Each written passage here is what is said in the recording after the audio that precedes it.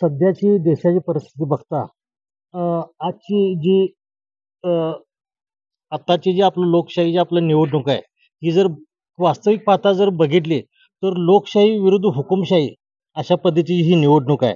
आणि ह्या गेल्या 2.5 वर्षात भाजपवाल्यांनी असं राजकारण एवढं घाणेरडं पद्धतीचं राजकारण केलंय, की आजपर्यंत आमदार एक ठीक आहे, एक गट तिकडे गेला, हे गेला, हे राजकारणात इकडे-तिकडं चालतं. पण पक्ष फोडणे म्हणजे काय? हे म्हणजे घर फोडल्यासारखा प्रकार आहे. हे लोकांच्या मनात चीड आहे आणि त्या चीड म्हणूनच म्हटलं मी हुकुमशाही विरुद्ध लोकशाही अशी ही निवडणूक होणार.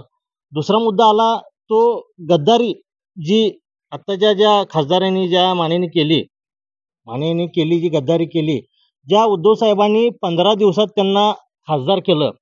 त्यांची स्वतःची म्हणजे त्यांची मिसेस जिल्हा परिषदला हेरले मतदारसंघातून पडलेले असताना सुद्धा त्यांना 15 दिवसात म्हणजे आत्ता जी कंडिशन आहे, त्याच्या म्हणजे तीच परिस्थिती 2019ला होती, की जनतेने उचलून त्यांना खासदार केलं आणि त्या खासदारांनी गद्दारी करून 50 कोकेसाठी परत उद्धव साहेबांना लाथाडलं. त्यांचा एक मुद्दा गेल्या वर्षी त्यांनी काढला होता, की की आम्ही युवकांच्या हातात पेन देऊ, असं त्यांनी सांगितलं होतं. एक शिवसेना प्रमुख बाळासाहेब ठाकरेंनी जी एक शिवसेना म्हणून जे पक्ष काढला होता, उद्धव साहेबांनी त्याचा वारसा पुढे चालवला. त्यांचा एक पक्षाकडे बघण्याचा दृष्टिकोन असा होता, की ते एक पक्षाला पक्ष म्हणून नाही तर एक काय ते आपलं कुटुंब म्हणून बघत होते. बरोबर? मग धैर्यशील माने हे पक्षाचे, कुटुंबाचे घटक झालेत. त्यांनी वास्तविक पाहता पेन देण्याची भाषा बोलली, की युवकांच्या हातात येऊन पेन देऊ, रोजगार देऊ बोलले, दगड देऊ देणार नाही.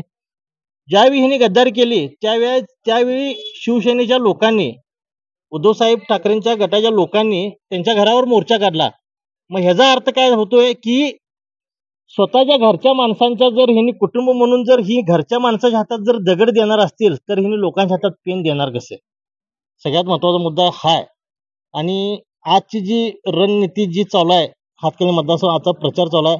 तुम्ही पत्रकार म्हणून बघा, ज्यावेळी सत्यजित आबांची उमेदवारी जाहीर झाली, पहिल्या टप्प्यात जाहीर झाल्यापासून शाहूवाडीपासून गणेशवाडी, शिरोळ तालुक्यातील गणेशवाडीपर्यंत 7 ते 8 ठिकाणी जयसिंगपूर, शिरोळ मध्यवर्ती जी ठिकाणे आहेत, जी सिटी लेव्हलची आहेत, वडगाव, तिकडे मलकापूर, बांबोडे, इथं सगळ्या म्हणजे काँग्रेस, राष्ट्रवादी आणि शिवसेना, महाविकास आघाड्यांच्या सगळ्या नेत्यांची बैठक आहे, म्हणजे प्रचार सभा झाली. पण अजून ह्यांचं भाजपची नाराजी काढण्याचीच ह्यांच्या अजून सुद्धा मुख्यमंत्री अजून कोल्हापुरातच आहेत. ह्याच्यावरून इथला निकाल हा स्पष्ट झालेला आहे.